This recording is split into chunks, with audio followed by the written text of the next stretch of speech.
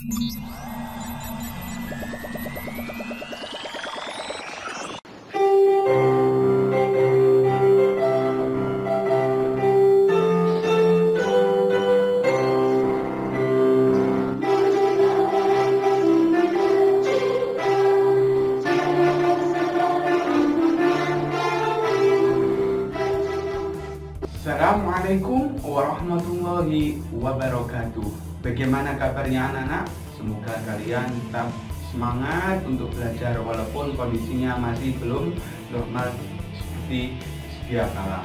Oke, berjumpa kembali bersama kami di channel yang sama dan program yang sama, yaitu tentang pembelajaran daring atau online. Materi yang akan kita bahas kali ini yaitu tentang pewarisan sifat. Namun sebelum pembelajaran ini kita mulai, alangkah baiknya mari kita buka dengan berdoa bersama. Persiapan berdoa. Berdoa mulai. A'udzu billahi minasyaitonir rajim. Bismillahirrahmanirrahim. Rabbi zidni ilma warzuqni fahma waj'alni minas sholihin. Rabbi ishrah li sadri wa yassir li amri wahlul 'uqdatam min lisani yafqahu qawli bi rahmatika ya arhamar rahimin. Amin. Berdoa selesai. Yuk kita simak video pembelajaran kali ini, simak sampai selesai agar kalian benar-benar bisa memahami materi tentang pewarisan sifat. Kali ini kita akan membahas tentang pewarisan sifat yang berada di mata pelajaran Ilmu Pengetahuan Alam kelas 9 semester 1.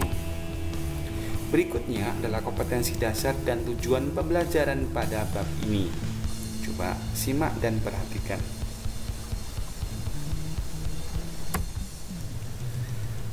Dalam bab ini, materi yang akan kita bahas yaitu tentang materi genetik, hukum Mendel, dan penerapan pewarisan sifat. Amati warna mata pada gambar di bawah ini. Perhatikan betul bentuk-bentuk mata yang ada pada gambar berikut ini. Manusia dilahirkan dengan kondisi yang berbeda-beda.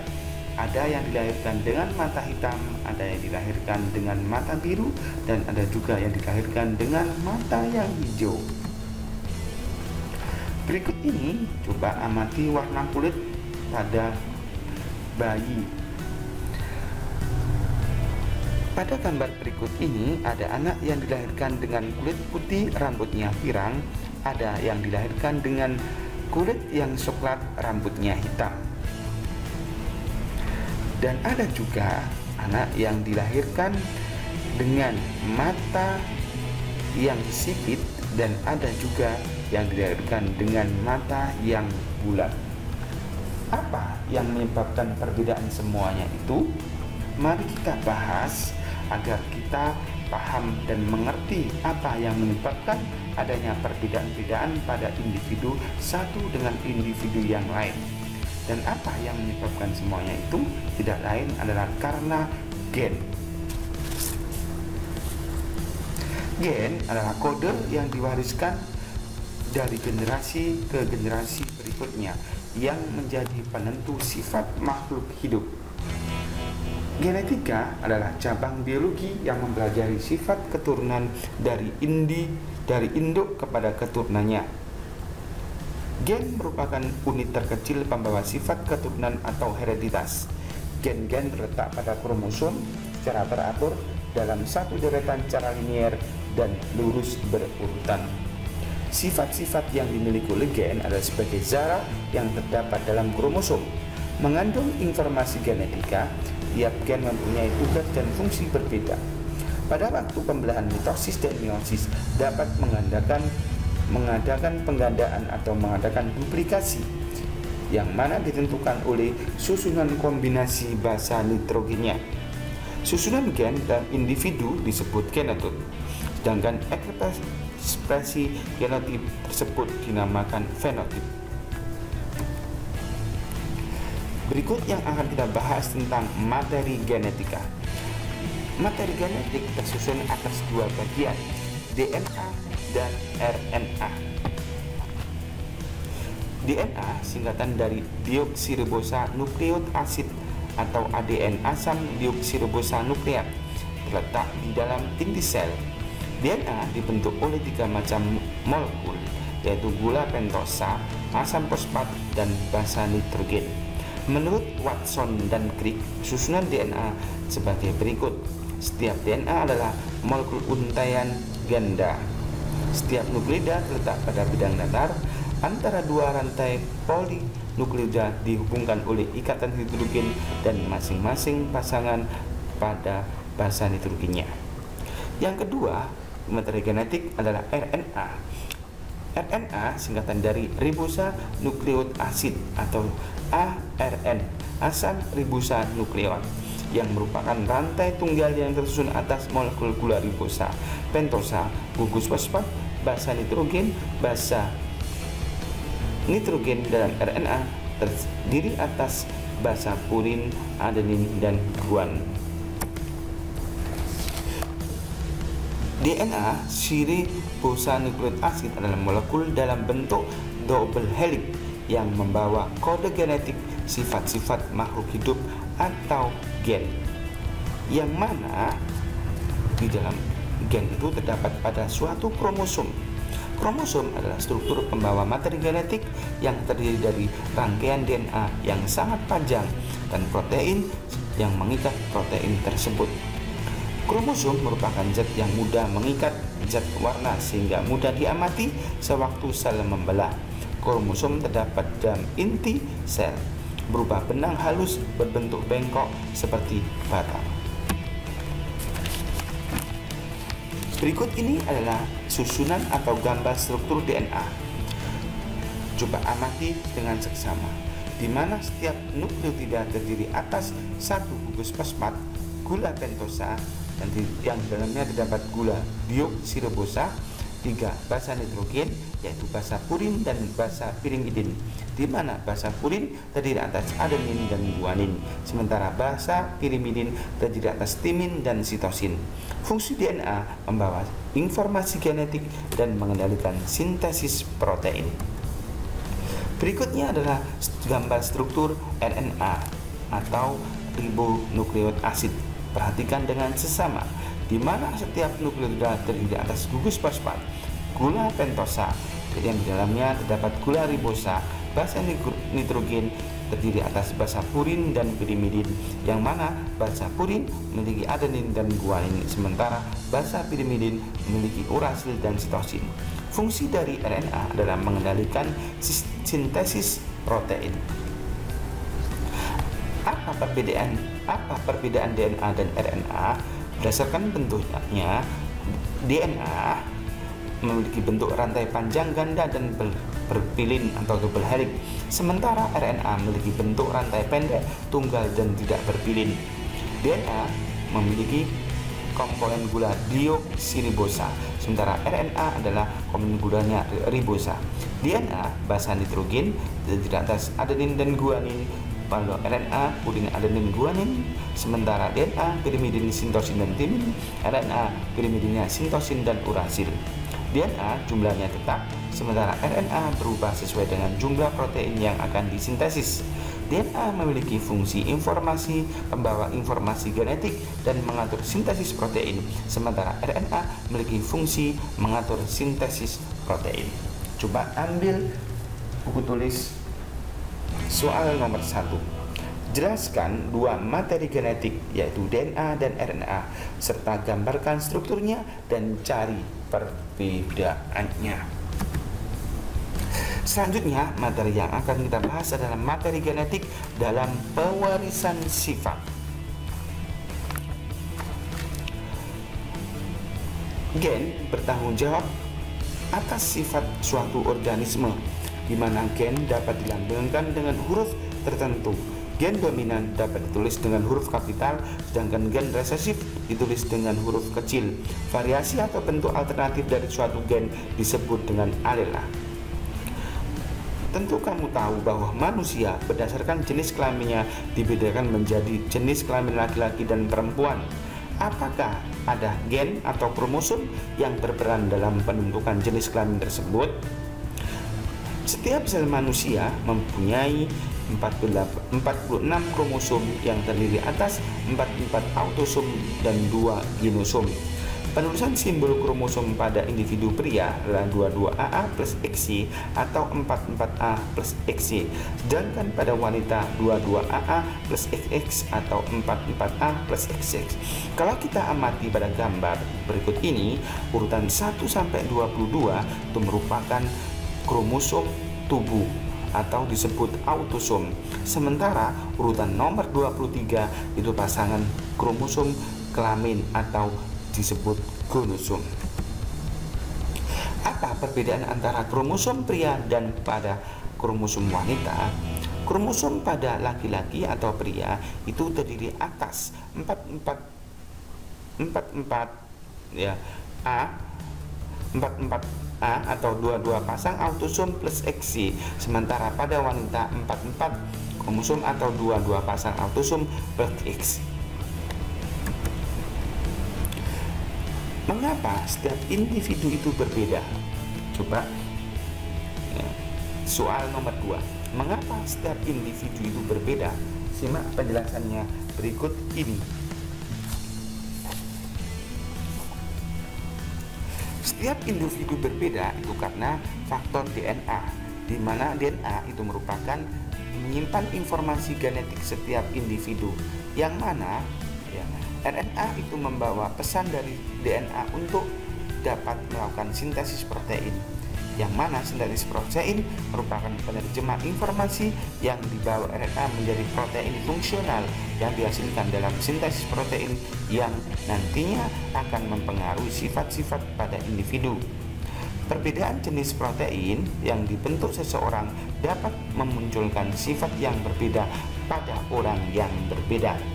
Setiap protein yang dilakukan oleh sel adalah untuk pertumbuhan dan agar setiap sel dapat melakukan fungsinya dengan baik, yang mana sel yang memiliki fungsi yang sama akan membentuk suatu jaringan, dan jika jaringan itu memiliki fungsi yang sama akan membentuk suatu organ, dan organ yang satu dengan organ yang lain bekerjasama membentuk suatu individu.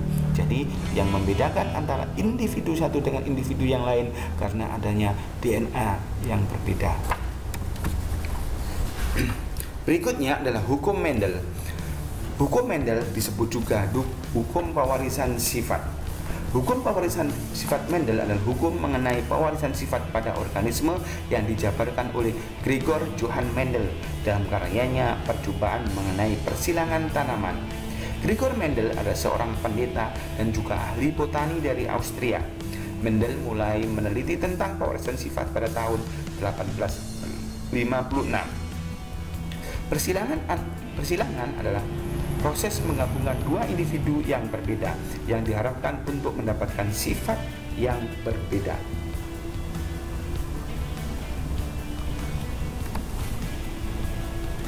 Mendel melakukan sebuah penelitian dengan menggunakan tanaman ercis untuk melakukan percobaan untuk menjelaskan pola-pola pewarisan sifat pada keturunan.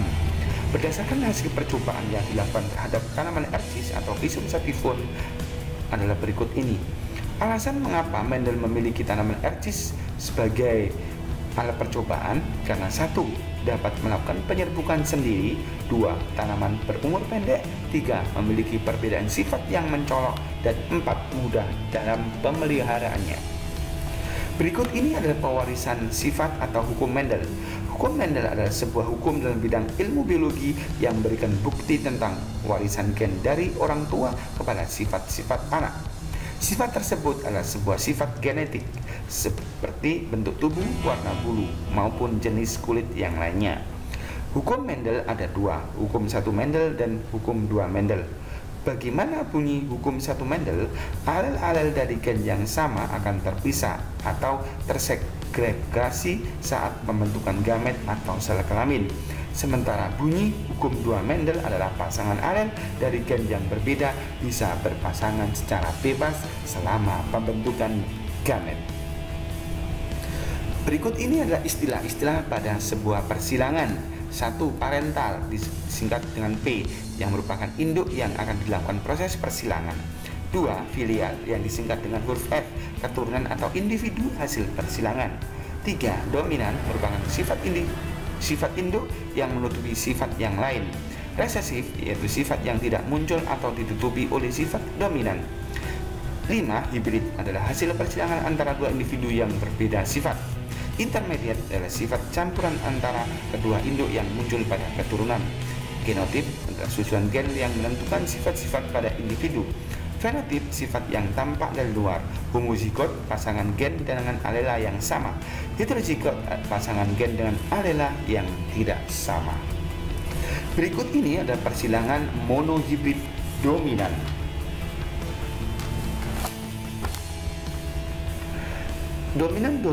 Monohibrid dominan penuh merupakan persilangan dua individu dengan satu sifat beda, di mana salah satu induk bersifat dominan dan induk yang lain bersifat resesif. Contoh persilangan kacang ercis berbunga ungu yang memiliki genotip M besar disilangkan dengan kacang ercis berbunga putih yang memiliki bergenotip M kecil. Disilangkan ya, bunga ungu M besar dan bunga putih ya, memiliki genotip M kecil disilangkan akan mendapatkan F1 anak akan mendapatkan bunga ungu dengan genotip M besar M kecil.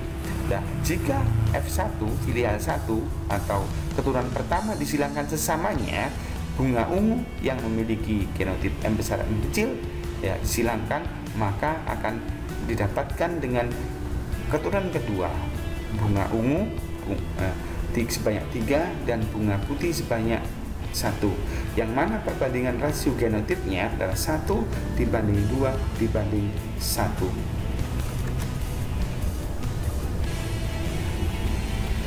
Berikutnya persilangan monohibrid dominan yang kedua, di mana kacang ercis kulit datar yang memiliki genotip D besar disilangkan dengan kacang ercis bergelombang. Nah, kulit datar bergenotip D besar dan kulit gelombang D kecil memiliki gamet D besar dan D kecil disilangkan akan mendapatkan sel anak D besar D kecil kulit datar. Nah, jika F1 itu disilangkan sesamanya akan mendapatkan ya, D besar D besar D kecil D besar D kecil D kecil. Oleh karena itu perbandingan rasio genotipnya adalah 1 dibanding 2 dibanding 1. Perbandingan rasio fenotipnya kulit datar 3 dan kulit bergelombang sebanyak 3. Selanjutnya persilangan monohibrid intermediate.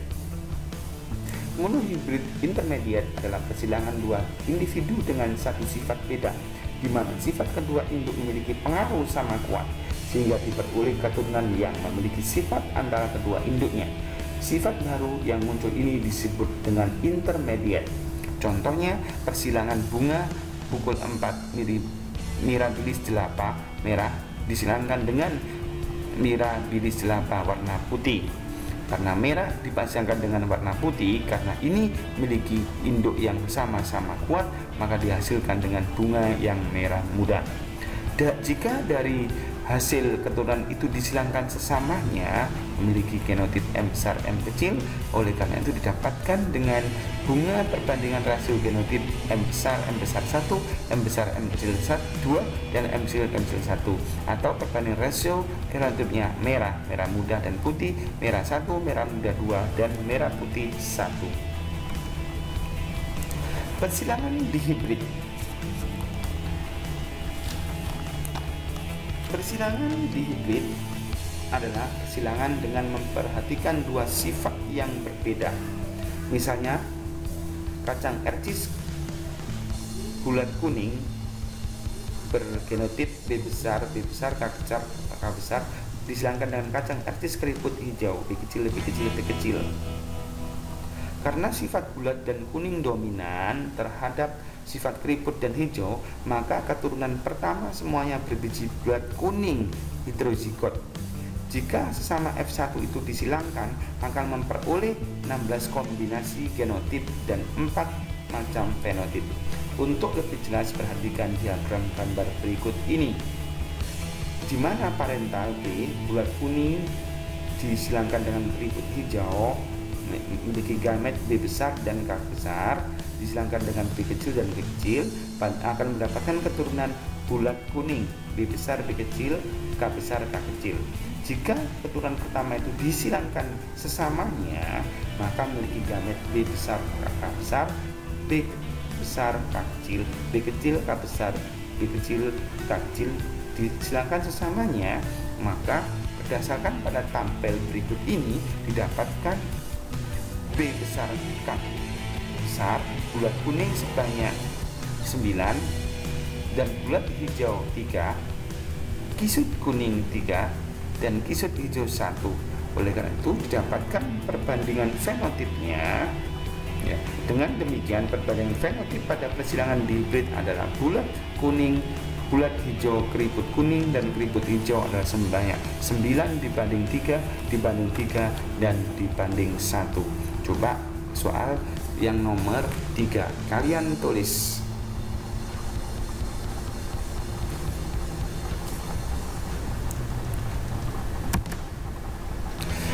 Berikutnya yang akan kita bahas adalah kelainan pewarisan sifat pada makhluk hidup. Bahwa ada kelainan atau penyakit pada pewarisan sifat pada makhluk hidup. Yang pertama,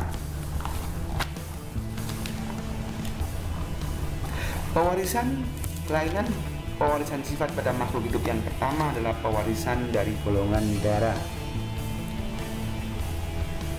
Yang kedua, pewarisan warna kulit. Yang ketiga, pewarisan tipe pelekatan cuping telinga. Yang keempat, pewarisan bentuk rambut.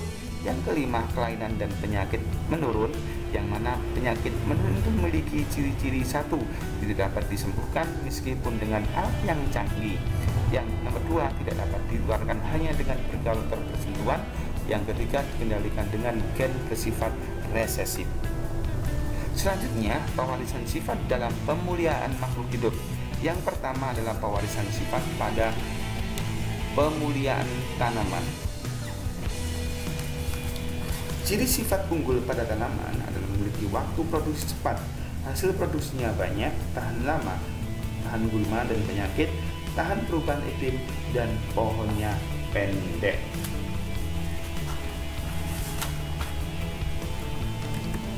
Selanjutnya, pewarisan sifat pada pemuliaan hewan, yaitu ciri sifat unggul pada hewan: tahan penyakit, tahan perubahan iklim, hasil produksi yang berkualitas tinggi, bibit unggul diperoleh dengan hibridisasi dan inseminasi buatan.